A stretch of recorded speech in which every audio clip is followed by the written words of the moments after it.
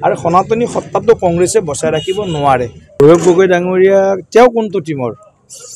আগাবেলা কংগ্ৰেছৰ লগত ঘূৰি আছিলে গৌৰৱৰ লগত, পিছবেলা আহি মানস বৰাৰ নিচিনা ব্যক্তি দলৰ তেওঁৰ একদম অত্যন্ত বিশ্বাসী, তেওঁ ৰাতিপুৱা ঘূৰি আছিলে, পিছবেলা আহি বিজেপিত জইন কৰিছে।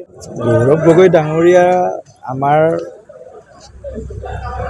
মানে ভাৰতীয় জনতা পাৰ্টিৰ ভাল কথা ক'ব বুলি আপোনালোকে ভাবে কিয়? গৌৰৱ গগৈ ডাঙৰীয়া তেওঁ কোনটো টিমৰ?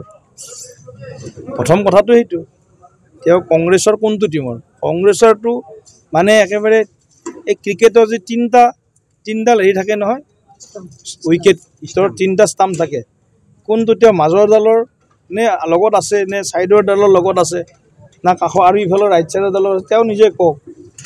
এনেইতো ষ্টেম্পৰ অৱস্থাই নাই। আগাবেলা কংগ্ৰেছৰ লগত ঘূৰি আছিলে গৌৰৱৰ লগত, পিছবেলা আহি মানস বৰাৰ নিচিনা ব্যক্তি দলৰ তেওঁৰ একদম অত্যন্ত বিশ্বাসী, তেওঁ ৰাতিপুৱা ঘূৰি আছিলে, পিছবেলা আহি বিজেপিত জইন কৰিছে। সিদিনা মাধৱ ৰাজবংশীৰ লগত বায়'ডাটা চাইলে কমলপুৰত মই আমাৰ ভট্টাচাৰ্যী দাক দেখিলোঁ, কিশোৰ ভট্টাচাৰ্যী দাক দেখিলোঁ। যোৱাকালি কিশোৰ ভট্টাচাৰ্যী দাই বিজেপিত জইন কৰিলে। গতিকে কংগ্ৰেছত মই ভাবোঁ সনাতনী সত্তাটো তাত লাহে লাহে তেওঁলোকে আশা ভংগ হৈছে, মোহ ভংগ হৈছে, আৰু সনাতনী সত্তাটো কংগ্ৰেছে বচাই ৰাখিব নোৱাৰে।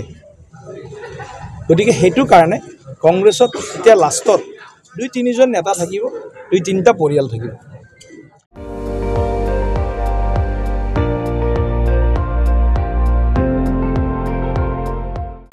আপুনি চাই আছে ND24, সৰ্বশ্ৰেষ্ঠ নহয় সৰ্বোত্তমৰ দৌৰ।